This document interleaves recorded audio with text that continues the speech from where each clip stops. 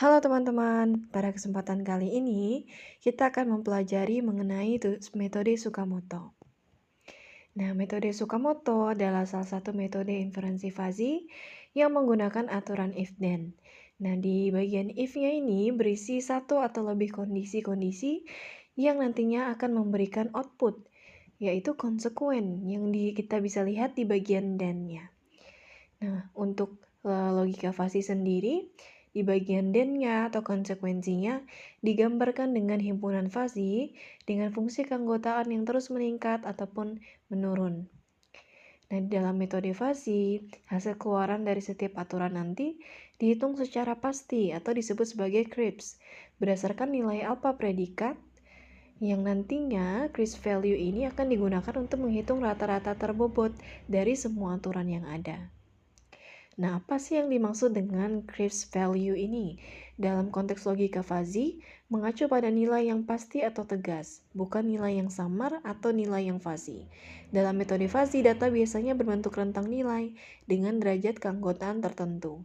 Namun dalam beberapa tahapan, contohnya salah satu tahapan yang nanti kita pelajari di dalam metode Tsukamoto, yaitu tahapan hasil akhir inferensi, nilai tersebut akan dikonversikan menjadi suatu angka yang pasti atau disebut sebagai Krips value agar lebih mudah untuk diinterpretasikan atau digunakan dalam pengambilan keputusan.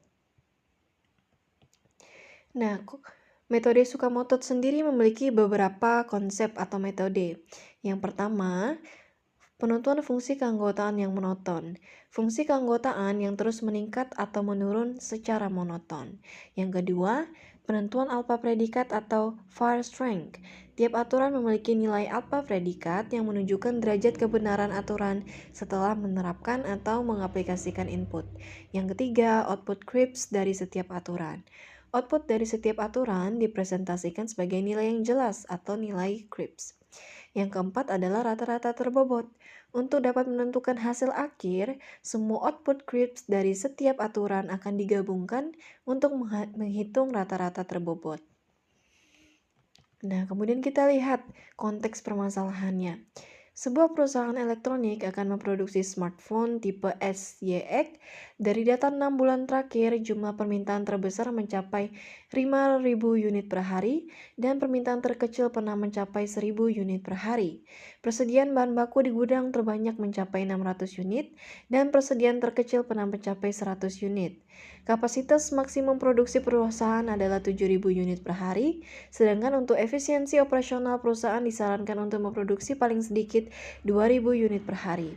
Berapakah jumlah smartphone tipe ZYX yang harus diproduksi jika jumlah permintaan sebesar 4.000 unit dan persediaan bahan baku di gudang adalah 300 unit dengan menggunakan 4 aturan fuzzy? Nah, sebelum kita beralih kepada aturan-aturan fuzzy, kita harus terlebih dahulu mengetahui variabel-variabel fuzzy. Nah, di sini sudah saya kasih warna untuk variabelnya. Yang pertama ada variabel permintaan, yang kedua variabel persediaan, dan yang ketiga adalah variabel produksi. Variabel dan himpunan fuzzy. Yang pertama adalah variabel permintaan, memiliki dua himpunan yaitu tinggi dan rendah. Himpunan tinggi mencapai atau himpunan maksimumnya mencapai 5.000 unit dan himpunan rendahnya mencapai 1.000 unit. Sedangkan di variabel persediaan memiliki dua himpunan yaitu sedikit dan banyak. Untuk himpunan sedikit mencapai 100 unit dan untuk himpunan banyak mencapai 600 unit. Sedangkan di variabel produksi memiliki dua himpunan yaitu sedikit dan banyak. Untuk himpunan banyak mencapai 7.000 unit dan untuk himpunan sedikit mencapai 2.000 unit. Nah, kemudian kita perhatikan fungsi keanggotaan untuk variabel permintaan rendah dan tinggi. Di sini kita bisa melihat bahwa kurva di sebelah kiri ini merupakan kurva untuk permintaan rendah yang berwarna biru. Nah, kemudian kurva sebelah kanan adalah kurva untuk permintaan tinggi. Kita bisa melihat bahwa di permintaan rendah, kurva permintaan rendah, derajat keanggotaan untuk produksi 1.000 adalah 1, sedangkan ketika mencapai 5.000, derajat keanggotaannya adalah 0. Sedangkan di kurva permintaan tinggi, derajat keanggotaan untuk produksi 1.000 adalah 0, sedangkan untuk produksi 5.000 adalah 1. Nah, kemudian dari kurva ini, dari grafik ini kita bisa analisis variabel permintaannya. Yang pertama ada variabel permintaan rendah.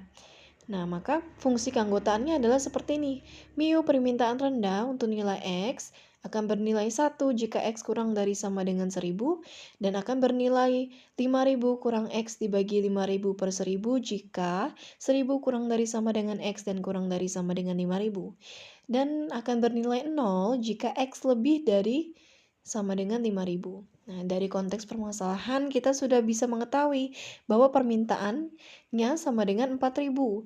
Maka kita substitusikan nilai X permintaan sama dengan 4000 ke dalam fungsi keanggotaan. Maka fungsi atau mu permintaan rendah 4000 untuk nilai 4000 itu sama dengan 5000 dikurang 4000 dibagi 5000 dikurang 1000 sama dengan 1000 dibagi 4000 yaitu 0,25. Nah, dari mana kita mendapatkan fungsi keanggotaan ini? Nah, fungsi keanggotaan ini kita peroleh dengan melihat posisi X atau melihat value dari X. X-nya adalah 4000.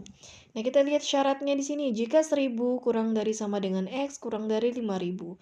Nah, maka nilai X 4000 memenuhi syarat dari kondisi ini. Maka fungsi keanggotaan yang kita gunakan adalah fungsi yang di tengah, yaitu 5000 kurang X dibagi 5000 per 1000. Maka kita dapatlah hasilnya. Mu permintaan rendah untuk nilai X sama dengan 4000 sama dengan 0,5. Nah, kemudian kita masuk ke himpunan permintaan tinggi.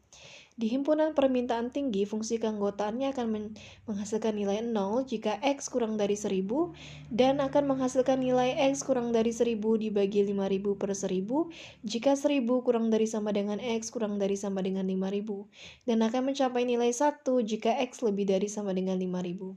Nah, dari konteks permasalahan di atas dapat diketahui bahwa permintaan X sama dengan 4000, maka kita substitusikan ke dalam fungsi keanggotaan. Fungsi keanggotaan permintaan tinggi dengan nilai X sama dengan 4000 sama dengan 4000 dikurang 1000 dibagi 5000 dikurang 1000 sama dengan 3000 per 4000 yaitu 0,75. Jadi derajat keanggotaannya adalah 0,75. Nah, kemudian kita analisis variabel yang kedua yaitu variabel persediaan dengan dua himpunan sedikit dan banyak. Kita bisa lihat untuk kurva sebelah kiri itu merupakan yang berwarna biru merupakan kurva untuk persediaan sedikit, sedangkan kurva di sebelah kanan merupakan kurva untuk persediaan banyak. Nah, kita analisis di sini. Untuk kurva dalam persediaan sedikit dengan produksi 100, maka nilai keanggotaannya adalah 1 atau maksimum. Sedangkan untuk nilai produksinya 600, maka derajat keanggotaannya 0. Namun untuk variabel persediaan dengan himpunan banyak, kita bisa melihat di sini, untuk produksi 100 derajat keanggotaannya adalah 0, sedangkan untuk produksi 600 derajat keanggotaannya adalah 1. Nah, dari fungsi keanggotaan atau grafik yang ditampilkan kita bisa menganalisis fungsi keanggotaannya untuk variabel persediaan dengan himpunan sedikit dan juga himpunan banyak. Yang pertama, kita analisis himpunan sedikit atau variabel persediaan dengan himpunan sedikit. Mu persediaan sedikit dengan nilai X akan memiliki fungsi keanggotaan 1 jika X kurang dari sama dengan 1. Jika X kurang dari sama dengan 100 dan fungsi keanggotaan akan memiliki nilai 600 kurang X dibagi 600 kurang 100 jika 100 kurang dari sama dengan X kurang dari sama dengan 600 dan fungsi keanggotaan akan bernilai 0 jika X lebih dari sama dengan 600. Nah, dari konteks permasalahan kita sudah mengetahui bahwa jumlah persediaan adalah 300. Maka kita substitusikan nilai 300 ini atau jumlah persediaan ini ke dalam fungsi keanggotaan. Pertama-tama kita cari dulu nilai X yang memenuhi kondisi di dalam fungsi keanggotaan. Kita bisa lihat di sini bahwa nilai X memenuhi kondisi keanggotaan yang di tengah. Jika 100 kurang dari sama dengan X kurang dari 600, maka fungsi keanggotaannya adalah 600 kurang X dibagi 600 kurang 100. Nah, maka persediaan sedikit, mu persediaan sedikit untuk nilai X sama dengan 300 adalah 600 dikurangi 300 dibagi 600 dikurangi 100 sama dengan 300 per 500 yaitu sama dengan 0,6. Maka derajat keanggotaannya adalah 0,6. Nah, sedangkan untuk variabel persediaan dengan himpunan banyak, kita bisa analisis di sini fungsi keanggotaannya akan bernilai 0 jika X kurang dari sama dengan 100 dan akan bernilai X kurang dari 100 dibagi 600 kurang dari 100 jika 100 kurang dari X dan kurang dari sama dengan 600. Nah, sedangkan fungsi keanggotaannya akan bernilai 1 jika X lebih dari sama dengan 600. Nah, dari konteks permasalahan kita mengetahui bahwa jumlah persediaannya adalah 300. Maka, mu persediaan banyak untuk nilai X 300 sama dengan 300 dikurang 100 dibagi 600 dikurang 100 sama dengan 200 per 500 yaitu sama dengan 0,4. Maka mu persediaan banyak untuk nilai X sama dengan 300 adalah 0,4. Nah, kemudian kita analisis lagi fungsi keanggotaan untuk variabel produksi yang memiliki dua himpunan, yaitu sedikit dan banyak. Nah, sebelah kiri yang berwarna biru kita bisa melihat ini adalah kurva menurun untuk produksi sedikit, dan sebelah kanan yang berwarna oranye kita bisa melihat ini merupakan kurva linear naik untuk produksi banyak. Nah, kita juga bisa menganalisa fungsi keanggotaannya untuk produksi sedikit dan juga produksi banyak. Nah, variabel produksi adalah variabel yang perlu ditentukan dalam konteks ini, karena dua variabel yang lainnya yaitu persediaan dan juga permintaan sudah diketahui nilainya. Dengan menentukan nilai keanggotaan untuk kategori sedikit dan banyak dari variabel produksi, dapat dilakukan analisis atau tindakan yang lebih lanjut didasarkan pada kondisi permintaan dan persediaan tersebut. Nah, setelah kita menganalisa variabel-variabel yang dimiliki dalam konteks permasalahan, begitu juga dengan himpunan-himpunannya, beserta dengan fungsi keanggotaan untuk setiap himpunan di dalam variabel-variabelnya. Nah, sekarang kita akan membahas mengenai aturan-aturan fuzzy. Yang pertama, aturan 1. Rule-nya, jika permintaan rendah dan persediaan sedikit, maka produksi sedikit. Nah, kita di sini memiliki 3 kunci atau 3 kata kunci. Yang pertama, permintaan rendah, yang kedua persediaan sedikit, yang ketiga adalah produksi sedikit. Nah, kondisi inilah yang disebut dengan aturan if then. Ini memiliki dua kondisi, yaitu permintaan rendah dan persediaan sedikit, dan memiliki suatu konsekuen atau then-nya, yaitu produksi sedikit. Yang harus kita lakukan yang pertama adalah menentukan alpha predikat atau fire strength. Alpha predikat fire strength 1 sama dengan mu permintaan rendah N mu permintaan sedikit. Kita sudah belajar di operasi SADE sebelumnya bahwa operasi N ini akan menggunakan fungsi min atau memilih nilai paling kecil. Oleh karena itu, alpha predikat fire strength 1 sama dengan min 0,25,0,6 yang mana paling minimumnya adalah 0,25. Nah, setelah kita menentukan dan mendapatkan alpha predikat, maka kita akan mensubstitusikan nilai alpha predikat ini ke dalam fungsi keanggotaan. Fungsi keanggotaan mu produksi sedikit X sama dengan 7.000 per X dibagi 7.000 minus 2.000. Nah, kalau kita bertanya di sini bagaimana cara mendapatkan fungsi keanggotaan ini, kita bisa melihat bagian then dari aturannya, rule satunya, bagian then-nya adalah produksi sedikit. Maka yang kita gunakan fungsi keanggotaannya adalah mu produksi sedikit. Mu produksi sedikit, X kita ganti dengan predikat fire strength yang sudah kita dapatkan, yaitu 0,25. Jadi, 0,25 sama dengan 7.000 dikurang X dibagi dengan 5.000. X sama dengan 5.750. Maka Z1 atau output creep 1 sama dengan 5.750. Nah, kemudian kita punya aturan yang kedua. Aturan yang kedua berbunyi, jika permintaan rendah dan persediaan banyak, maka produksi sedikit. Kita pegang 3 kata kunci, yaitu dua kondisi, permintaan rendah dan persediaan banyak, maka konsekuensinya atau then-nya adalah produksi sedikit. Yang pertama kita menentukan alpha predikat fire strength 2, yaitu mu permintaan rendah and mu permintaan banyak, yang mana kita menggunakan fungsi min di sini, yaitu min dalam kurung 0,25,0,4. Yang paling minimum adalah 0,25.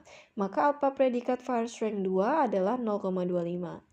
Maka setelah kita mendapatkan alpha predikat, kita bisa mensubstitusikannya ke dalam fungsi keanggotaan untuk mencari output Kripsnya. Karena konsekuennya adalah produksi sedikit, maka yang kita gunakan adalah fungsi keanggotaan produksi sedikit. Mu produksi sedikit X sama dengan 7.000 kurang X dibagi 7.000 kurang 2.000. Maka 0,25 sama dengan 7.000 min X dibagi dengan 5.000. X sama dengan 5.750, maka Z2 sama dengan 5.750. Maka output Krips 2-nya adalah 5.750. Nah, begitu pula dengan aturan 3. Rule 3 berbunyi jika permintaan tinggi dan persediaan sedikit, maka produksi banyak. Kita pegang 3 kata kunci di sini yang memiliki 2 kondisi, yaitu permintaan tinggi dan persediaan sedikit. Maka konsekuennya atau then-nya adalah produksi banyak. Nah, maka penentuan alpha predikat first rank 3-nya adalah mu permintaan tinggi and mu persediaan sedikit. Nah, dari mana kita dapatkan mu permintaan tinggi nih? Kita sudah menganalisa sebelumnya, kita sudah mensubstitusikan nilai permintaan sebelumnya, bisa dilihat di variabel permintaan dan juga variabel persediaan, berapa nilai derajat keanggotaannya untuk mu permintaan tinggi dan berapa derajat keanggotaannya untuk mu persediaan sedikit. Maka alpha predikat first rank 3 adalah min dari 0,75,0,6, yaitu yang paling minimum yaitu 0,6. Nah, setelah kita mendapatkan alpha predikat untuk first rank 3, maka kita akan menentukan output Krips dari aturan 3 ini.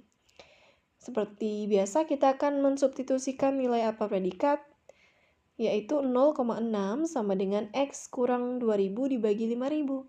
Didapatkan X sama dengan 5.000. Maka Z3 atau output Krips dari aturan 3 adalah 5.000. Nah, kemudian di rule keempat kita bisa melihat di sini berbunyi bahwa jika permintaan tinggi dan persediaan banyak, maka produksi banyak. Nah, dua kondisi yang ada di sini, permintaan tinggi dan persediaan banyak. Maka konsekuennya adalah produksinya banyak. Yang pertama kali kita lakukan adalah menentukan alpha predikat atau first rank 4, yaitu mu permintaan tinggi and mu persediaan banyak. Yang mana nantinya n ini, operasi ini akan menjadi fungsi minimum dari 0,75,0,4, yang mana yang paling kecil yaitu 0,4. Maka alpha predikat first rank 4 adalah 0,4. Kemudian kita substitusikan nilai alpha predikat ini ke dalam fungsi keanggotaan produksi banyak.